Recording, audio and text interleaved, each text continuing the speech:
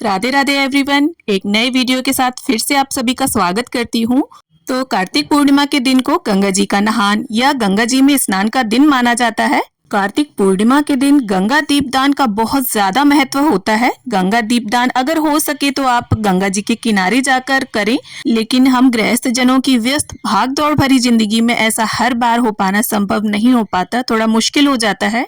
तो ऐसे में हम घर पर रहकर ही गंगा दीपदान कैसे करेंगे, किस समय हमें इस दीपदान को करना है, गंगा दीपदान की संपूर्ण जानकारी और विधि मैं आप सभी को इस वीडियो में बताऊंगी। तो वीडियो को अंत तक जरूर देखिएगा। तो देखिए, कार्तिक पूर्णिमा के दिन आपके घर पर जहां भी खुला स्थान है, जहां से थोड़ा आकाश दिखाई दे, चाहे वो बालकनी हो या आपके घर का आंगन हो, छत हो, जहां पर भी आपको सुविधाजनक लगे वहां पर आप साफ सफाई कर लें। और देखिए, यहाँ पर मैंने पूर्णिमा की पूजा की है तो मैं इस दीपदान को यहीं पर करूंगी। तो थोड़ा साफ सफाई कर लेने के बाद आप हल्दी, गाय का गोबर या फिर गेरू से थोड़ा चौका लगा लें। इससे आसपास की जो जमीन है वो पवित्र हो जाती है। तो यहाँ पर मैंने गेरू यानी लाल मिट्टी से चौका लगा लिया है। इसके बाद आपको हल्दी या आटे की मदद से चौक पूरना है। और देखिए, जो चौक होता है वो आटे और हल्दी से ही पूरा जाता है। और देखिए, इस दीपदान को जहां पर आपका तुलसी गमला है यानी छत में या बालकनी में, वहां पर भी आप कर सकते हैं, बहुत ही शुभ रहेगा। तो यहाँ पर मुझे ज्यादा सुंदर चौक पूरना नहीं आता है। अगर आपको आता है तो आप पूर लें, और नहीं आता है तो आप सिर्फ स्वास्तिक का चिन्ह बनाकर भी गंगा दीपदान कर सकते हैं। तो इस तरह से देखिए, स्वास्तिक का मैंने यहाँ पर चिन्ह बना लिया है। अब हमें क्या करना है, हम एक शुद्ध पात्र लेंगे। आप पीतल, तांबा, कांसा, इस तरह की धातु का पात्र ले सकते हैं, और स्टील का भी ले सकते हैं अगर नया है या बिल्कुल शुद्ध है, जूठा ना हो। तो यहाँ मैंने परात ली है, क्योंकि परात हमारे रसोई घर का सबसे शुद्ध पात्र होता है, कभी भी जूठा नहीं होता। और इसी पात्र में गंगा जल डालकर हम छोटी सी गंगा जी बना लेंगे, गंगा जी का स्वरूप मानते हुए उनका पूजन करने के लिए। तो आप मन में ये भाव लाते हुए कि ये गंगा जी हैं, गंगा जी के तट को सुंदर सा चंदन और रोली से बहुत अच्छे से सजा लीजिए।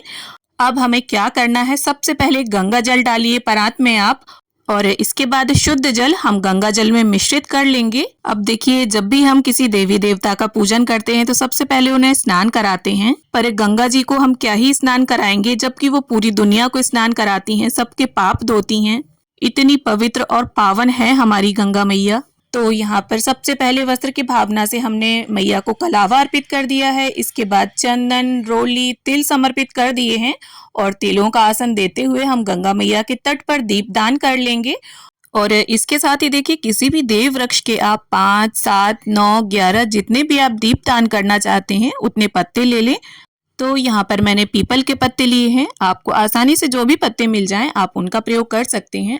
अब सभी पत्तों के ऊपर यहाँ पर हम घी में डूबी हुई बातियां रख लेंगे। आप बत्तियों को डुबोने के लिए तिल के तेल का भी प्रयोग कर सकते हैं। अब इसके साथ ही हम सभी दीपकों का चंदन, रोली, तिल समर्पित करते हुए पूजन कर लेंगे। देखिए, कार्तिक के महीने में सफेद तिलदान का विशेष महत्व होता है, तो आप पूजा में अधिक से अधिक जो भी पूजा करें कार्तिक मास में तिल का प्रयोग जरूर करें। इस दीपदान को आपको देखिए अंधेरे में करना है। इस दीपदान को क्या, कोई भी दीपदान अंधेरे में ही किया जाता है। या तो आप ब्रह्म मुहूर्त में करें सूर्योदय से पहले, और या फिर शाम को करें सूर्यास्त के समय जब अंधेरा हो जाए।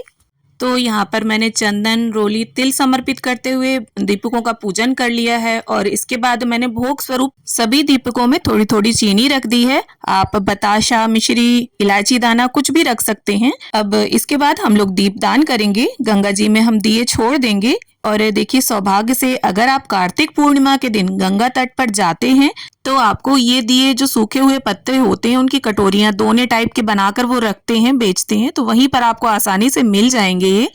अब इसके बाद हम दियों को थोड़ा हाथ से हिलाते हुए पानी को तैरा देंगे, ये बहुत जरूरी है, ये आप जरूर करें। और इसके साथ ही गंगा जी में हम जौ बो देंगे।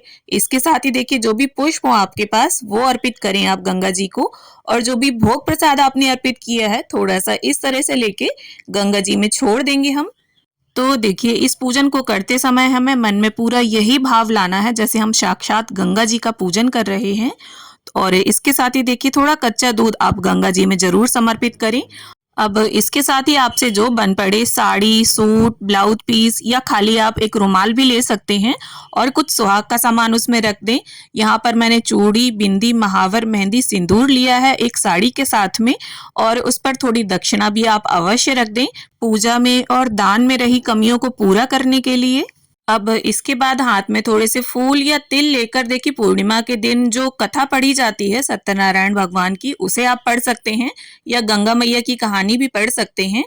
अब इसके बाद गंगा मैया की बड़े ही प्रेम पूर्वक श्रद्धा भाव से हम आरती उतार लेंगे। तो देखिए, अगर आप गंगा जी के किनारे जाकर पूजा करेंगे तब भी आपको इसी विधि से पूजा करनी होगी और पूजा का सभी सामान आपको घर से साथ लेकर जाना है। और आपने जो भी साड़ी और श्रृंगार का सामान दक्षिणा जो भी निकाला है गंगा जी के नाम से, वो आप किसी भी ब्राह्मणी को दान कर सकते हैं। तो इस तरह से हम बहुत ही आसानी से गंगा दीपदान कर सकते हैं, गंगा जी का पूजन कर सकते हैं घर पर ही रहकर। और कार्तिक पूर्णिमा के दिन देखिए, जब आप सुबह स्नान करेंगे तो स्नान के जल में आप गंगा जल, थोड़े से तिल जरूर मिश्रित कर लें। ऐसा माना जाता है कि अगर हम नहाने के जल में गंगा जल मिश्रित कर लेते हैं और उससे स्नान करते हैं तो हमें गंगा स्नान के जितना ही पुण्य फल प्राप्त होता है। और इसके बाद हाथ जोड़कर गंगा मैया से ऐसी प्रार्थना कर लेंगे कि माँ, हमेशा हम पर अपनी अनुकंपा बनाए रखना, जीवन में बुरे विचारों से और पापों से हम हमेशा दूर रहें, ऐसी कृपा करना मैया। हमेशा हमारा जीवन, आचार विचार शुद्ध और पवित्र रहें। तो इस प्रकार से गंगा मैया से हम प्रार्थना कर लेंगे। तो उम्मीद करती हूँ गंगा दीपदान, गंगा पूजन की ये सरल सी विधि आप सभी को जरूर पसंद आएगी। वीडियो अगर थोड़ी भी अच्छी लगी हो, थोड़ी भी पसंद आई हो, तो वीडियो को लाइक करें, शेयर करें और मेरे साथ जुड़े रहने के लिए चैनल को सब्सक्राइब जरूर कर लें। तो मिलती हूँ आप सभी से एक नए वीडियो में, तब तक के लिए हरे कृष्णा, राधे राधे।